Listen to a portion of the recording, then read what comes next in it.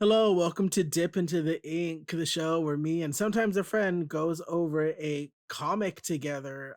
We have returning guest, my Transformers expert, my tallest friend, Rodolfo.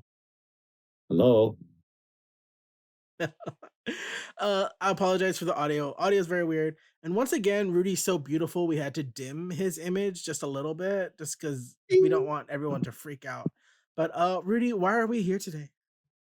We're here to talk about issue number 3 of Transformers. And this one really like every time you read an issue, you think it's good, like it's peaking, but this one just keeps going up. So I can't wait for issue number 4. But today we're gonna talk about issue number 3. Okay, we're back. Beautiful, beautiful cover. We have Yeah. Optimus with that tiger. Who's he fighting? That's Ravage, the cat. It's like the cat of the Decepticons. Like every team has their pet. That's there. It's like the pet mascot. That's Ravage right there. There's Laserbeak right there, the little eagle, and then that's Frenzy at the top.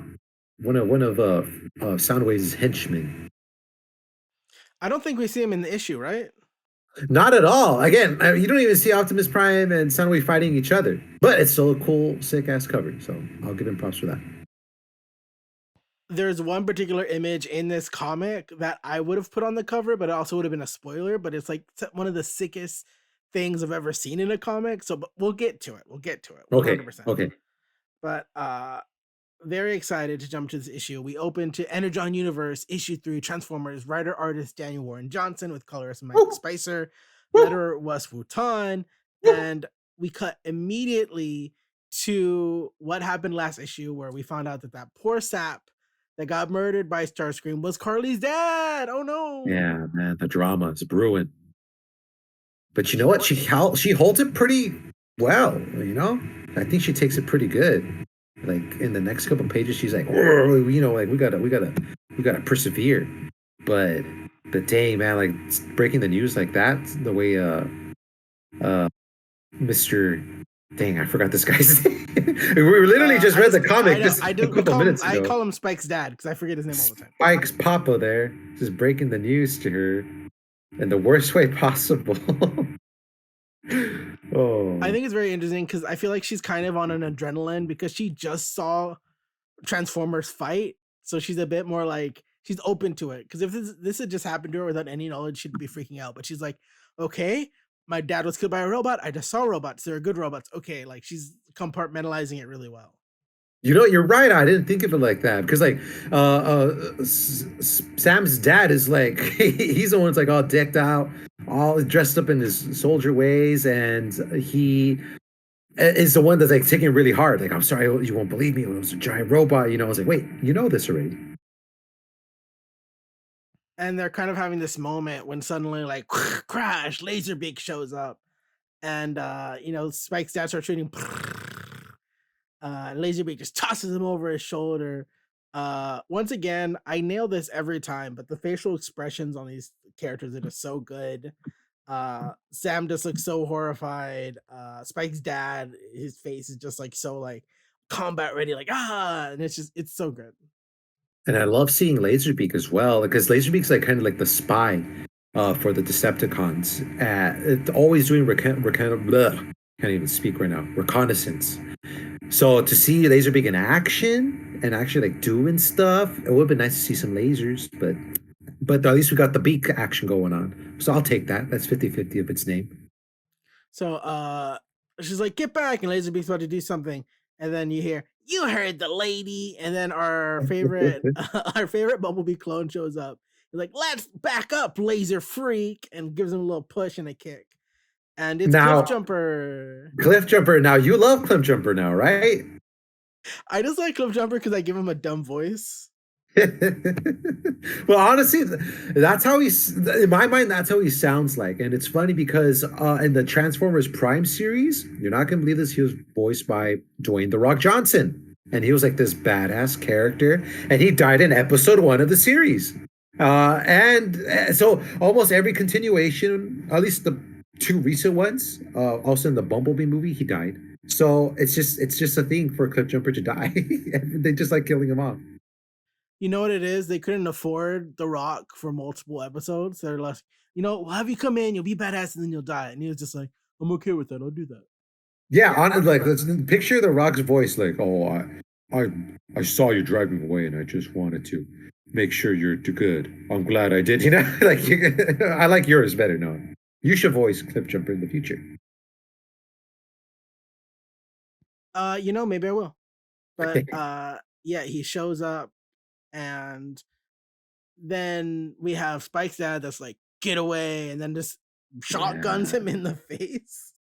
Yeah, he does not know what's going on, right? He just well, anything that looks metallic and robotic, he just shoots it without mercy, right? And we're gonna see that later on deeper into this issue of the consequences that brings, right? But freaking poor Cliffjumper, he's getting like the worst of it all. He's trying to be friendly. He gets shot in the face, gets gets tears a hole in the building. And you know what? She says Mr. Witwicky, so he's Mr. Witwicky. I'm not gonna remember that. Spike Witwicky, yes, thank you. You reminded me. Spike Witwicky is a common name in the Transformers franchise. But he shotgun blasts Cliffjumper in the face, and he goes, "Ow, not this!" He doesn't actually do it. But Spike's dad grabs him. He's like, "Come on, Carly, let's go!" And they drive away off in the police cruiser, I guess. And we cut back to Starscream and Soundwave. Soundwave. And they have a very interesting exchange here where he's just like, "What about that? I need you to do it. Read the lines." You want me to do it? That's why I brought you on the show, baby. Ah, shit. Okay, here we go. I thought you said it would be fixed by now. That's the best I could do. And then Soundwave is just like, we have all the energon we need, but raw material of this world is still lacking. And then they have a bit of a tete-a-tete. And then he says, Megatron would have. And he gives him another smack. I told you not to say his name. Yeah. So this is the second time where we hear like the Meg or Megatron, and like Starscream loses it. Okay, I know. I think there's a bit of a joke around me where I love Ahsoka a lot, and I hate to bring up the Ahsoka show. Why are you bringing this up now, though? Okay, it's gonna be. No one asked for this. I have asked. Okay, Starscream and his friends are like comically evil. Yes. Right, they're comically right. evil. Oh, 100%. And if we cut back to Balin's skull, he's a character in the Ahsoka series that's like, he's almost like a Thanos type, whereas like MCU Thanos, like comic Thanos doesn't give a shit. He's evil. But like MCU Thanos, where he's like, I feel bad I'm doing this. Like I'm sorry I have to kill you, but it's the only way. And I really hope Megatron is a similar way. Megatron shows up, and he's just like, I'm sorry, but you all have to die. It's the only solution. And he just starts like fucking killing. You know what I mean? Like that's the kind of thing I want for Megatron. That will be a different type of Megatron, and you know what? I'll be okay with that. Like a kind of like a gentleman kind of villain, right? Because that's kind of the vibe I got from that Ahsoka villain, right? Yeah, I would say he was a gentleman. And usually there is a side of him that was like that in Lost Light and More Than Meets the Eye when he was a pacifist, though. And that's when they again. I keep going back to this series, just like you keep going back to Ahsoka. These two series, again, like they broke the norm of the Transformers franchise by turning Megatron into a pacifist. He did not want violence. He did not speak violence, and he turned into an Autobot. He removed his Decepticon insignia on his chest, replaced it with an Autobot insignia, and he tried to be good to make up for the millions of years of war and the millions of deaths that he caused. And he was a gentleman, like through and through. So that will be interesting to see if they bring that kind of version of Megatron, because almost in every iteration he's like most of the time he's diabolical, right? Like ruthless and that type of evil. There's also a bit of a passionate evil side of him where he will do anything for Cybertron to survive, and that would even mean killing humans and killing the Earth. He never apologizes for it, but he speaks in such a passionate way. He's like, "Oh, like Cybertron is the center of my universe. Why isn't it in the heart of yours?" And he always says that to the Autobots and to Optimus Prime. So that would be interesting. What type of villain Megatron's going to be in this? I just think that would be like a fun juxtaposition to Starscream, who is kind of this. he's almost like an extremist, like he's having fun murdering. He's being very reactionary, whereas Megatron, I think it'd be interesting if he was more like a planned, calm, like Balin Skull, who's like, "Ah, I don't want to fight you, Ahsoka, but that's it's the only world you know." Like I could see recreating Optimus, like they're fighting, and Optimus is like, "For Cybertron," and Megatron is like, "This isn't for Cybertron, this is for you." And I'm sorry that it has to come to this. Like, I just would love something like that. You know what I That mean? would be pretty sweet. You know what? So again, I love how they keep building him up, and I can't wait. This is the second time they've said his name. I want to see some freaking pictures. I want to see some. I want to see him talking. I just want to see him. You know, I can't wait for that to happen. But if everyone's wondering what I'm doing, I'm adjusting audio levels. So I'm looking down, and it's so if the audio has been weird, I'm working on it. This is a new show. Leave me alone. Blame Rudy. I don't Um, know. No, this is like the fifth one you've done, 10th one, or something like that. I'm just kidding. I shouldn't even be talking. Like, look at my camera. I know it's dark. You guys, bear with me. This is an older laptop I got. So if you want to donate to, dive into the ink, or what's the show called? Dip into the ink. Dip into the ink. You know, we'll give our socials after this. Help me save the Rudy Foundation so I can get a new laptop. But at the end, they're just like a priority message from Laserbake. They found an Autobot, and he's like Skywarp, and it's very funny because Skywarp has like a soda. He's like sipping on Energon. He's just a straight up goon. He's always been a goon, and I love Skyward. Oh, gooning means something else on the internet, so I don't think. Oh no, not that kind of goon. Oh my god. He's like, I'm busy. Deal with this. And we cut to the next page where they're talking, and Spike's dad is like, they've jamming this thing. No, we're not sure. And they show up back to the military bar, which we figured out in the first issue was a military bar. Yeah. And then everyone's there with the weapons. Everyone's decked out, and it's pretty crazy. They're ready for war again, man. Yeah, this is a mid US type of vibes, you know. Yeah, we were Americans joking. loving their guns. We were joking last episode about like, oh, what does middle America people do? Oh, they go to like gorges. They go to like big, and it's just like, what do? They get guns. They get their guns, and look, and they're not just any guns. Like these are like, I see a shotgun. Was it AR-15? They got a Magnum right there. It's like, dang man, this is practically the knockoff version of GI Joe right here. You know, these are like the GI Josephs. You know, I'll take that. Interesting. Carly is like, Spike and I ran into the ones that seem to want to fight for something good. He's just, and the father is just like, I've been in war, Carly. It doesn't matter whose team they're on or what glorious cause they fought for. When the shooting starts, people die. And you know what? He has a huge point in that, I like that because the franchise has always had good guys and bad guys. Autobots are good, Decepticons are bad. So the fact that they put this in here, like, hey, you know, it doesn't matter which side you're on, like, death is going to happen. And so we'll see later on the violence that war causes later in this issue. I'm not the biggest Doctor Who fan, but I've dipped my toes in it. And during Peter Capaldi's time as a Doctor, he has this like anti-war speech that's really good. I'll link it down below. That's how much I love it. I'll send it to you too, Rudy. But the thing is, during the war speech, he's very much saying that when you fire that first shot, you don't know who's going to die, whose children will burn, the lives are lost, and it's like this. It's a very poignant moment, and it kind of reminds me of here because this Spike's dad is a soldier, and he's saying it doesn't matter what happens in war, who thinks they're right. What really matters is that people are going to die. And I think that's insane. That's crazy. But I'm thinking right now too. Like I remember the first issue, he seemed like he was traumatized from the war, right? Even what happened with what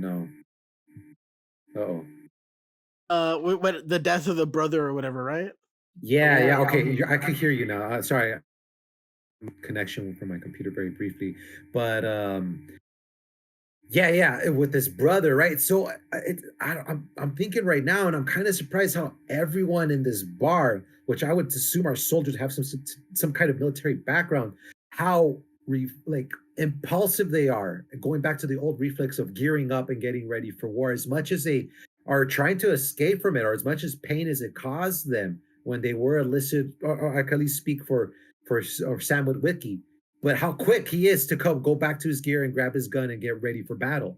As much as it hurts him, as much as he didn't like it, because I think there's been a couple times where he's like, even right now, like, hey, like nothing good comes from war, but he's ready for it. But is he ready for the like? Is he really ready for the consequences that are going to happen?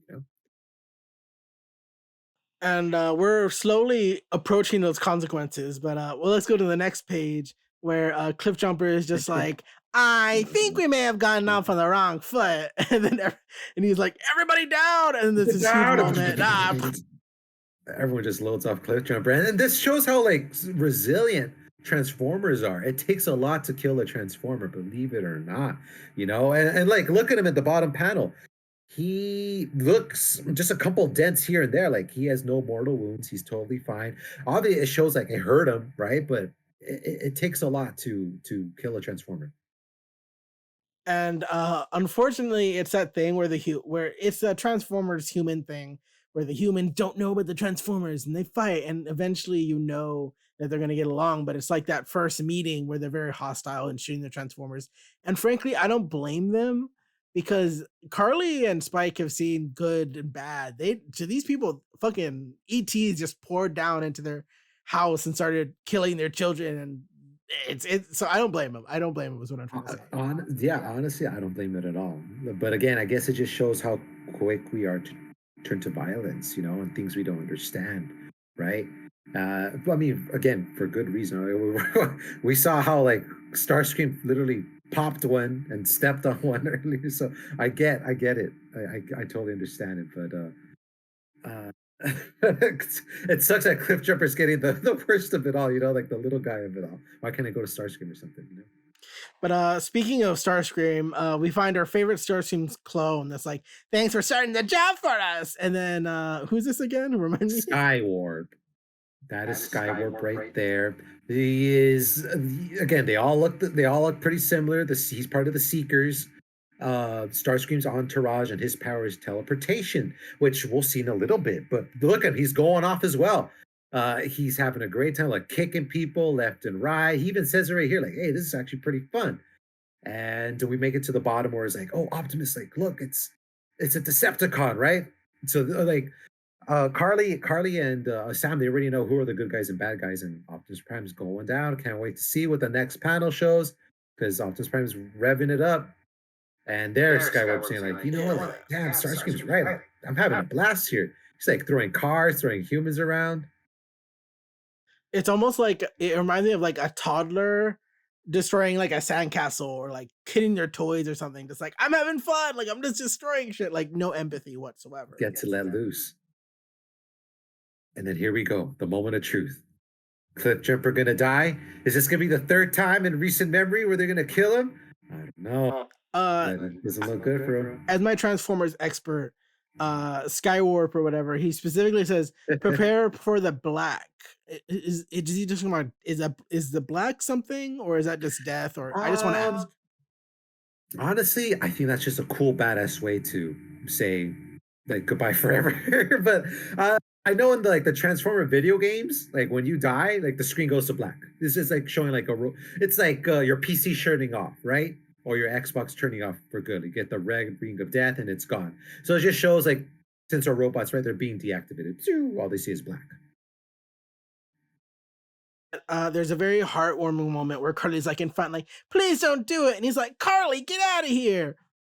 And Skywarp finds that hilarious. He's like, oh my God, this little insect is going to protect like this big old like animal. All right, I'll fucking squish you. And he pulls like his laser gun right to her face. And then suddenly, robots in disguise, get away from them. And our hero Optimus is here. That was an awesome panel right there. I love that one. This is a very beautiful 2-page spread where on the left we have Optimus going in, cool, like just rushing. And it's just so cool. Like the art is just so fun here. We're going to dive more into it because the page I'm talking about that I love so much. But it's so cool. But Optimus shows up, and you can still see part of him. Like you see a bit of the words while he's transforming. He's like, get to cover, Spike. Yep.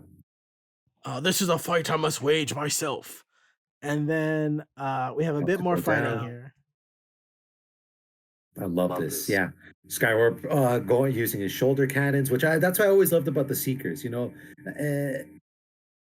I think with like I've always loved like shoulder cannons or hand cannons, like what Megatron has, where he has like the cannon right here on his forearms, like stretching out, or even with the Seekers, they have their cannons on their shoulders when they go like that. They go. I always love it. Always see those action shots. I love them, and we get the sweetest part of all is Skywarp using his powers. Like I was telling you this earlier, Noah, but you rarely ever see this, even in video games and even in other like comic books or even cartoon shows. They rarely show Skywarp using his powers, and I don't know why. Because they're sick ass. You get to tell. People say they could teleport. So, and I like the way they show it here. Like, Skywarp's playing dirty. Again, he's like he's the crook. He's one of the henchmen of the Decepticons, and we show that he does not play by any rules. Right? He fights dirty. And I love how over the next couple panels and pages, Optimus Prime is charging up his Energon axe, and I love how they do it here. Like it shows it off here, like a little crackle. It gets bigger, even mid battle. He's still charging it up. And as I was reading this, I was like, oh, I know exactly what is going to happen here, and I can't wait for him to use it. So let's go to the next page. Yeah. We go to the next page, and he once again we're reminded that Daniel Warren Johnson is a wrestling fan, and he like picks him up, and then throws him and tosses. He does like this whole wrestling move, and then a really badass panel of Optimus pulling out his axe. You fought There hard, it is. Skywarp, but let us be done. Yeah, that is awesome. I love that. Love seeing the Energon axe. But it's a very cool panel, and in the corner, if you look at Skywarp's face, he looks actually very worried. I know very You little about should the be. is and now you're my Transformers expert. Is the axe like a special ability? Is it from like his heart of prime, whatever heart thing? Like, is it a special thing? Can anyone do it? Or what's up with the axe? Nothing special. Again, like every Transformer has a power or a weapon or ability, right? Skyward could teleport. Megatron has his cannon, right? His hand cannon. Optimus Prime has his Energon axe, and I know in the movies they give him a sword, which I guess a sword is cooler than an axe. But I like how in this comic, like they go back to the Generation One, they give it a nod of giving Optimus Prime his trusty good old axe that's never let him down. Well, I for one think an axe is way cooler than a sword, especially when that axe is made out of like energy. That's a really cool thing. Pure But energy right there. and Optimus is like, let us be done now. And then we're like, is Optimus gonna win? No, because the humans are like, no, and they shoot a rocket straight into his joint. He didn't even get to use his axe, man. Damn it. And there's like Skywarp just like with that evil grin, like, okay, thank you. Now I'm getting the upper hand here. He's gonna get ready to fight Dirty again, and there he is. Look, he puts his shoulder cannon right in the joint and fires it, and freaking Optimus gets the worst of it. Oh, dang, man! And I We think, saw this mhm. so early into the series. He's already injured. I hope honestly, part of me is like, I hope they repair it. Another part of me is like, it'd be badass if he like pulled energy out of his like stump and drew like an energy arm or something. I think it'd be really cool. I have no idea. I don't know if he can do that. I'm just brainstorming. That would But be pretty cool, though, right? But we'll see in the next couple panel. Like it shows again how resilient Transformers are. You can have your arm blown off. You could be shot by multiple bullets, like Cliff Jumper, and you could still be standing. It takes a lot to permanently put one down. yeah, Skywarp calls his like, they're not weak, they're stupid, just like you, and then starts kicking Optimus's ass a little bit. Oh, And one thing though, if you okay, zoom in tell me. again to the middle panel on the left side, I love the reference to the Fallen right here. Here's what Skywarp says, right? Like, by the soul of the Fallen, they're not just weak, they're stupid. So the Fallen, I love that little nod right there. Fallen's one of the 13 original primes, right? And the Fallen, his name is actually Megatronus. And the reason why it sounds so similar to Megatron's name is because when Megatron was trying to come up with a name for himself, he decided to name himself one of the 13 original primes, which is Megatronus. Megatron is one of the evil ones. And I don't want to get too much into the lore, but I like how again they did that nod of to the to Primus and pretty much how Cybertron was made to be. And long story short, Megatronus and one of his brothers, Liege Maximo, it's kind of like the Loki of the Transformers. They were the ones that killed one of their sisters and kind of just went to the bad side.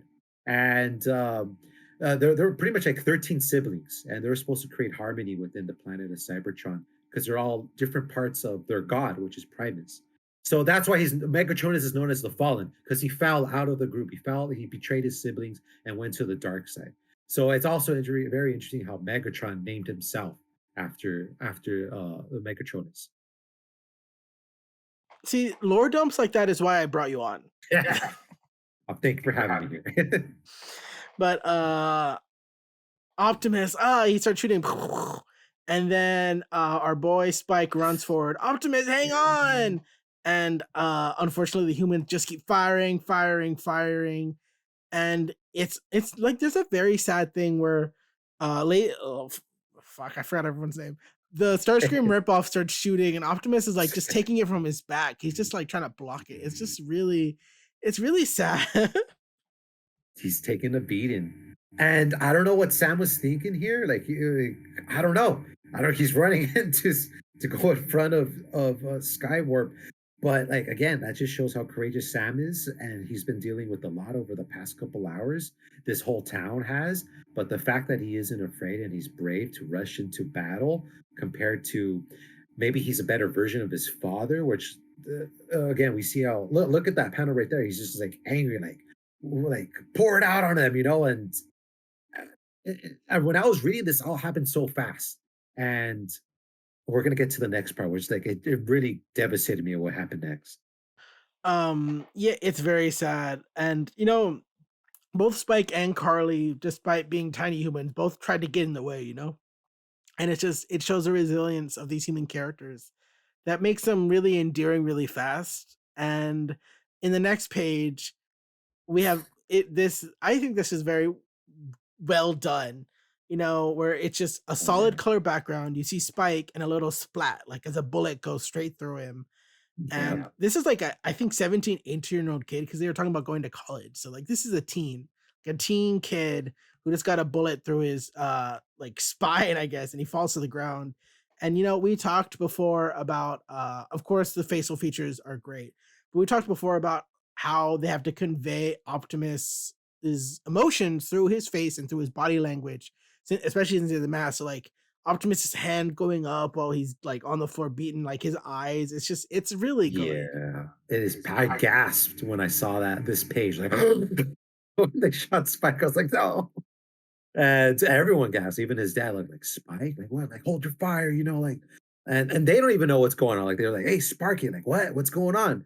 Because like they're letting hell down on themselves and on Optimus Prime and Skyward, but like there he is, like bleeding out. There's Sam, like, dang man, what's gonna happen next? I kept thinking that I had to like keep turning the pages, like, well, I gotta know what happens next. And what happens next is that Laser Skywarp, right? Skywarp? Skyward, there you go, you're getting there.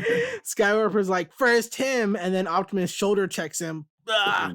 And then he's like, "You're kind of played with this planet enough." And then he like freaking, oh my god, he pulls off his useless arm. He's like, "I will have no more." You say it. I know. I love your voice. I will have no more of it. He pulls it off, and I love this scene right here because in Michael Bay's movies, I think this is again a nod to the Transformers movies, Dark Side of the Moon. When Optimus Prime loses his arm, I think he gets his arm shut off, and you think like that's it for him, but he gets up and like he kills Megatron with one arm. Like that's freaking insane. So I think this is a nod to the movies right here. Of like you may have Optimus Prime just because he's missing his an arm does not mean he's down and does not mean he's out, and it does not mean that he can't fight. Uh Optimus is like the prime example of like don't start none, there won't be none. Because Optimus will stop shit. He'll finish it. No He matter pulls what. off his arm, and then the next page he swings it around and just I starts love like it. beating him. And I it's funny love because it. I don't know if you read this, but I'm pretty sure your brother read it. There's another work by Daniel Warren Johnson and Mike Spicer, Wonder Woman Dead Earth. Yes, yeah, I remember. Yeah, you actually lent it to me, and it was a great read. And this just reminds me, spoilers for that book, so skip ahead 15 seconds. I won't say who it is actually. Wonder Woman tears out someone's spine and then starts beating people up with it. Like she uses the spine of someone and like wraps her lasso through it and starts like using it as like a maul. And this just Yeah, reminded me of that. You know what I mean? it's brutal, and I love it. But he starts beating Skywarp like God, God. And if you look down at the bottom of the page, like his head looks like it's getting bashed in. You could see, yeah, there's his blood, the blue blood right there, the energon. And he hits him, and I don't know if I think Skywarp. I don't know if Skywarp's dead, but there's a very touching For page. sure down. Mhm. Very touching page. There is no dialogue until Yeah. the end of the page, but Optimus is kind of like he's like, and he looks over to Spike, and he kind of correlates Spike to like the fragile deer he saw earlier, and it's very touching. I love this. I love this panel. I love this panel a lot because, again, it shows what with the last issue when he was with when Sam teaches him about like Earth and life on this planet. And I remember laughing when Optimus Prime stepped on the deer. But now when I saw this page, like and again, like the shows the deer and Sam side by side, I was like, oh shit, like this is serious. And it again it shows Optimus Prime like what's running through his mind. And he's like, I can only imagine what's running through his mind, but I think, like what you said right now, it just shows the fragility of this planet, right? They're not transformers. It does not. They life here is very fragile. We may be resilient, right? Like Sam, very courageous, but again, we're here one moment and next we're not. We don't live for millions of years like a transformer does. And I think it's very much because you had corrected me earlier when I made another correlation to Spike to someone else. But Spike is like the deer, and I wonder if Optimus feels like, oh, I killed this deer by accident. And then this time it's like, oh, I hurt Sam by accident because he got involved in my war, you know? Yes, he's probably feeling guilt. Like this is all my fault. Like look what I've done. I didn't want this for anybody. Which it's very interesting. You see a tearful Spike's dad. He's like, don't touch him, don't touch my son. Like he's crying at the pistol held up. But Optimus grabs Spike and transforms, like, come with me. I'm going to save your boy. And that's where the issue ends. Man, it's a good ending, good cliffhanger. I cannot wait for issue number 5, right? No, Wow. 4. There's only 3. 4! Oh, shoot. That's right, 3. Can't wait for issue number 4. But I love how when he transforms, first of all, I know you love the pages of the Transformers transforming back. But I love how his car form is also really fucked up. Yeah, because he's missing a freaking arm. I'm surprised he's still able to transform, but there it is, right? It's all messed up. Losing its color, has a chunk missing right there on the side. Oh man, I can't wait to see what happens next. And then that's the end of the issue. I am really excited. I think I texted you. I was like, I think I'm becoming a Transformers fan. Because Yeah, after that was one seeing of the all first that, things I'm you like, told me. oh my God. But let's just wrap it up. What's your general thoughts about this issue? I loved how I loved how emotional I got with this. I haven't felt this emotional reading a comic book in a long time, not since I've read Lost Light and More Than Meets the Eye by James Roberts. The way he wrote the characters, again, it was because I know writing a comic book is very limited. You got to crunch so much in so little amount of pages, right? But this shows that you could still have character development. You could still have an emotional impact. Despite it could be very comic booky, like Optimus Prime using his arm like a weapon. That's very comic booky, and I love it. But you can also go into you could still make people laugh. You could still make people cry. You could still make people worried. And this got me on. This made my palms sweaty reading the comic. I was like, oh no, I'm ruining it. I'm ruining its resale value. You know, like oh, this could be worth nothing. 20 years down the line. That's what I was thinking. But again, I love the feeling of a comic book making me feel anxious and worried for these characters and invested in these characters. I haven't felt this in a long time with a comic book. So this is what I loved about this issue the most. What about you?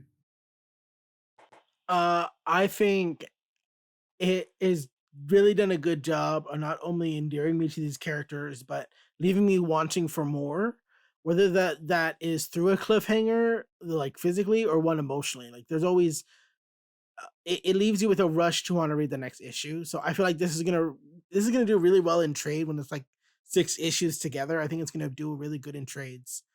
But like just issue to issue, it does really well because I want to find out what happens next. Like is Yeah. I don't know anything about this series, so I'm like, I don't know who's safe. I don't know who isn't. Is Spike gonna die? Like, what's gonna happen? I have no idea, and I'm excited to see where it goes. Man, you said it well. Well said, man. Okay, so out of 8, how many dead teens on the ground shot by their father's friends do you give it? I will give it an 8 out of 8 dead teens all over the place. It's a freaking massacre. Yeah. Rudy, why are you talking about dead teens? You Oh, I'm freak? sorry. You're the one who brought it up. My lawyer's gonna get back to you on that. I have no idea what you're talking about. But yeah, that's highly recommend it. I also give it 8 out of 8 dead teens shot by his dad's friends. Rudy, where if people want to talk to you, compliment you, try to date you, send you hate mail, where can they go? Yes, yes. Check me out on Instagram. Rudy's all right. You help me buy a new laptop by donating to the Save Rudy Foundation. It's a link in my bio. Thank you. That's it. That's, Yeah, that's all I got. You can find me at Noah is Garcia on Twitter, Instagram, TikTok, and that's I YouTube. That's where we are. And if you want to DM me and help buy Noah some headphones foundation so this audio will improve, you can do that. You can follow my photography work on Noah Garcia _photography, where I will eventually post something. And if you want to check out this issue, I'll have a link in the description of where you can find the summary. And goodbye. Bye.